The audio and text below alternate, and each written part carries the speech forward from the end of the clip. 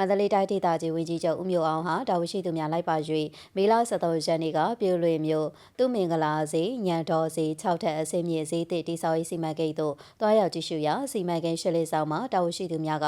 တိစောက်ရေးလုပ်ငန်းဆောင်ရွက်နေမှုများနဲ့ပတ်သက်၍ပြည်စည်းမှုဆက်လက်ဆောင်ရွက်မယ့်လုပ်ငန်းများအားရှင်းလင်းတင်ပြပြီးနောက်တရုတ်ပြည်သူ့သမ္မတနိုင်ငံမှလိုင်စင်ရကျွမ်းကျင်ပညာရှိအစစ်1နဲ့မြန်မာနိုင်ငံမှလိုင်စင်ရ PE Structure ပညာရှင်များကငရေကြောက်ပျက်စီးမှုများအားပြည်လဲပြည်စင်မုံမှန်ခြင်းဤပညာများနဲ့ပတ်သက်၍တေပြဆွေးနွေးအကြံပြုရာတိုင်းဒေသကြီးဝန်ကြီးချုပ်ကဆွေးနွေးအကြံပြုချက်များအပေါ်ဖြည့်ဆွတ်ပြောကြားပြီးစီမံကိန်းအတွေ့ကြည့်ရှုပါရယ်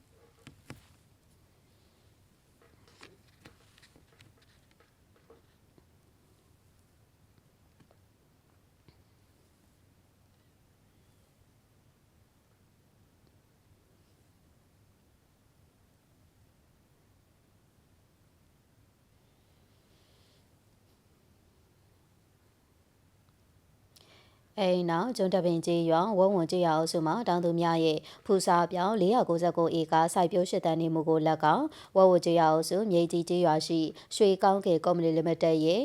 ဦးစားချက်မွေးမြူရေးလုပ်ငန်းသို့လက်ကောင်တွားရောက်ကြည့်ရှုပြီးလိုအပ်တာများပေါင်းဆက်ညှိနှိုင်းဆောင်ရွက်ပေးပါရယ်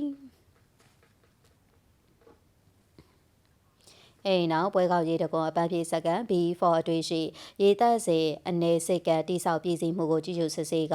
မဟာအထူးကန်သာစီတော်ကြီးတို့တွားရောက်ဖွံ့ဖြိုးကြည့်ရုပ်ပြီးဖျားဘူးလာပြည်သူများစိတ်ချမ်းမြေစေရေးဖျားကြီးပရဝအတွေ့အပြည့်စင်ဆက်မပြတ်တန်ရှဲသက်ရက်စေအလေးထားကဆောင်ရွက်ရမှကြပြီးပြုံးလွင်မြို့မှာယာယီတရင်သုံးတော်မူတဲ့မန္တလေးမြို့ချမ်းရီသာဆန်မြို့နယ်ရှိမဟာဝီစီတာယုတ်ပရိယတိစာတင်တိုင်းဦးစီးဗရဏနာယကဆရာတော်ကြီးအားတွားရောက်ဖွံ့ဖြိုးခဲ့ပါတယ်